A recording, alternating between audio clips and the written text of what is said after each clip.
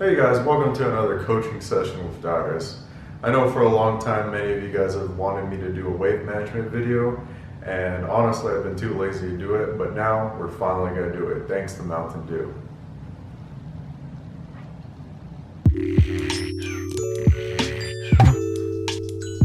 Hello there. So, wave management starts with what you want in lane. Against Fiora, her level 1's really strong, but Rumble is just really annoying in general, so usually start Q on Rumble. Fiora, you gotta be careful for Fiora all-ending you out of the wave, but generally Rumble's wave management's pretty good. He can E from far away, he can Q to thin the wave, he can Q to push the wave. Biggest thing about playing Rumble for wave management is just managing your heat. That is the hardest thing to do. So there's many different things you can do before lane. You can actually sit at their side of the brush and just pull the creeps in. Neither top laner did that because no one had the leash, but when someone else is leashing, it's a good way to manipulate the wave into your favor. So for example, if Fiora was standing here and I'm not here, she can walk out here, tank the wave a little bit, walk back in, and then the wave's pushing towards her. You see that I started Q. Every time he walks up, I'm gonna Q him. This now causes the wave to be pushed because it's AoE damage. It does a little bit of damage to Fiora. So now at this point, the wave's pushing. My plan is that because they have a Rek'Sai who can level 3 gank me, I should push 2 waves and then play safe. Wave management has a lot to do with what's going on around the lane. You can't always control the lane, but you know, if you ever are in this situation and your jungler's jungling towards your side, you can slow push the wave and dive. If you're Kled or some kind of crazy combo like Elise Kled or Renekton Elise, it really depends on who you're up against too. Like, you can't really do it against Fiora that well, but you can do it against champions like GP, Nasus, champions that don't have CC. And that all comes from building up the wave, and that's all wave management. You see, once he hits me, my creeps will be hitting him, which will cause the wave to push towards me. And the creeps will do damage at her, towards her. So at this point, I probably want to be drinking my potion, since Rek'Sai's still on top side. This was a mistake by me, because she hit level 3 off of the first 3 creeps. I got very lucky here. Wave management wise, Fiora's not really controlling the wave.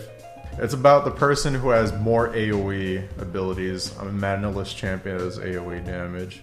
She has no flash, I have no flash. It's free kill. Good gank by Lee. I would not have been able to do that alone because all these creeps. The wave is pushing towards me, but Fiora has TP, so I should thin out the wave with my Q.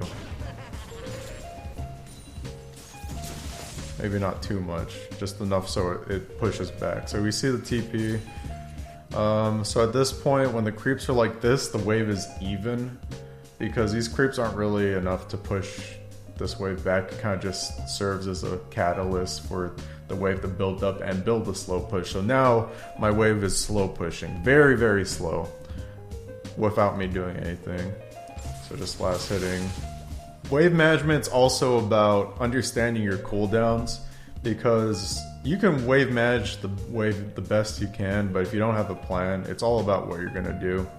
Right now my plan was to try and trade with her while pushing the wave, and as the wave pushes, I'll hit 6 soon. So really close to 6.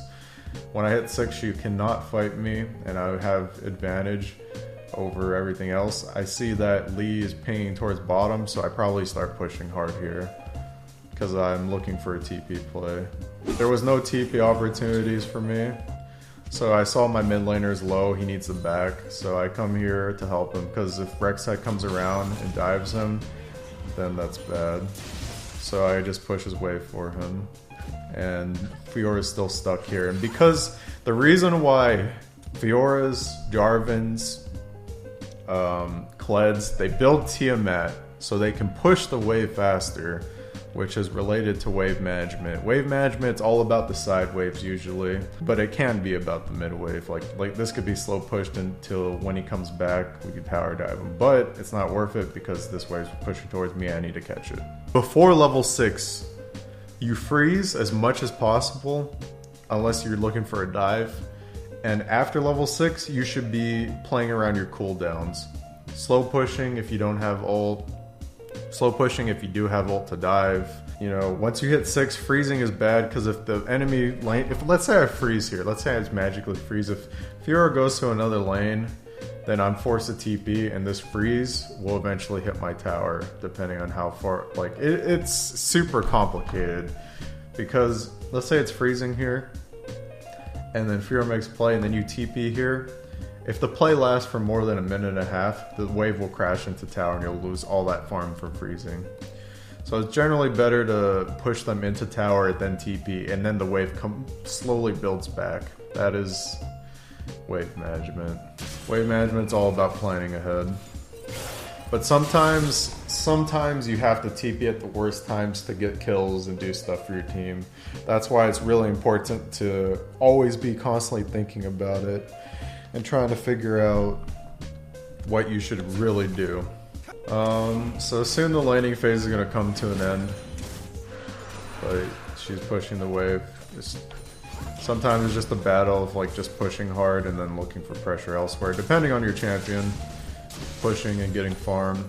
At this point, wave management's not as relevant. You just kind of just push and look elsewhere. Not really much else to say. It's just constant pushing. The only other thing about wave management you need to look out for is make sure you don't fight on too many creeps. Make sure that you do something, whether it's buying or roaming or tower diving or harassing other tower. There's lots of different options. Late game, what you can do, which is not always recommended in solo queue, when farm doesn't matter anymore, what you do is when Baron's up and both top laners don't have TP, you can set up the wave to slow push.